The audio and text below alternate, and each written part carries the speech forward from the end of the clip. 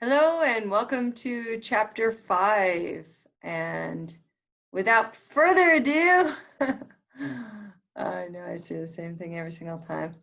I'll get started.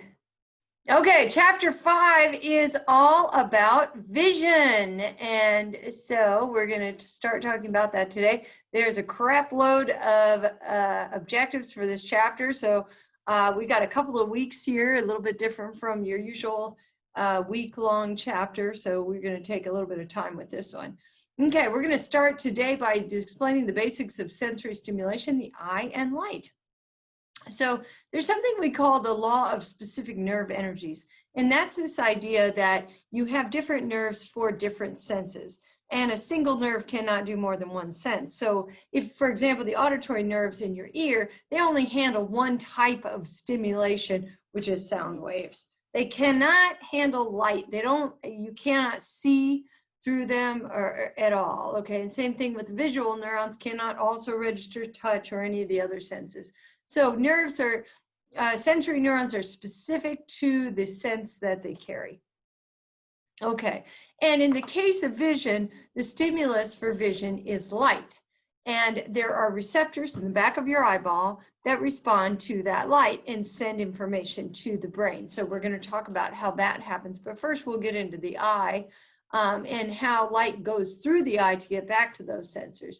So light is going to enter the eye and it's going to go first through the cornea. As you saw in the video, the cornea reverses the image. So the image is coming in like this and it gets flipped when it gets to the cornea. And it's going to focus the light beam some, although the main focuser is really the lens. The pupil is an opening for light entry. It's really a hole in the middle of the iris. The iris is going to control the size of the pupil depending on the amount of light. If there's very little light, it's going to open it up so we can get more light into the eye. If there's a lot of light, it'll close down the pupil. The lens is going to further focus light on the back of the eye, and that's our really good focuser.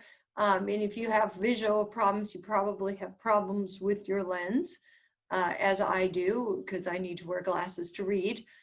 In the retina is where transduction occurs, and transduction means the translation of light, light hitting the back of the retina, to all of a sudden now it becomes action potentials, and action potentials are going to take that information out of the eye. So here you can see the pupil, the iris, the cornea, and pause it if you need to look at these, the retina in the back here and where light comes through.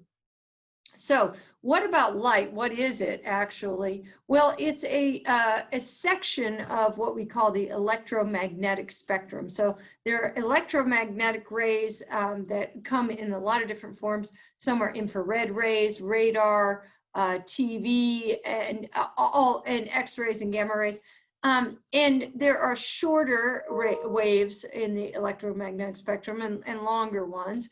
And so light is one specific section of that, and we call that the visible spectrum because it's what our eyes are adapted to see. So we have short waves of light, which is about 400 nanometers here, up to about 700 nanometers. And we see different colors with different waves of light. So the 400s will be more violet looking blue, and the 700s will be more orange and red.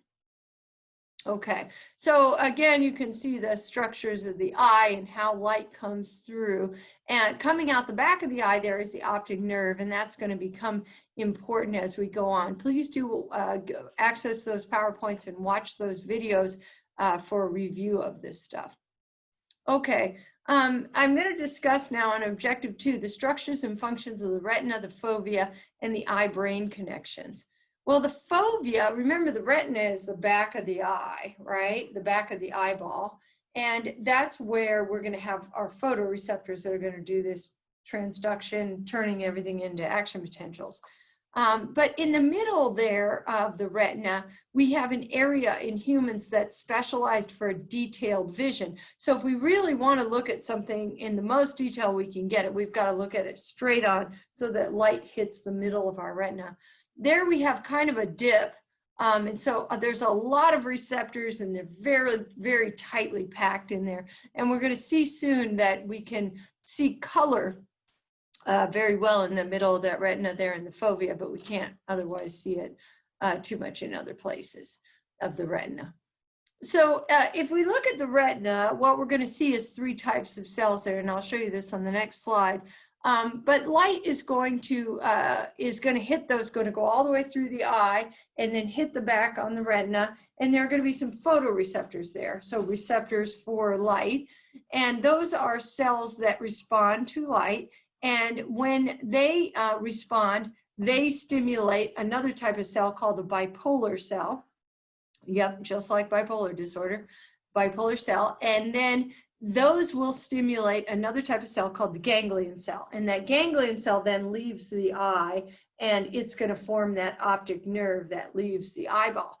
When it does exit the eyeball, what you see is an area where there are no photoreceptors, because you got to have those ganglion cells exiting out. And there you cannot see anything. Normally we don't notice it because our other eye fills in for that spot, but you can demonstrate it, and I'll show you a demonstration in a little bit. So here's your photoreceptor layer. So this is the layer of cells on the retina itself. Here's your photoreceptor layer. So again, all this is on the back of the retina, and light is going to go through here. It's going to hit these photoreceptors.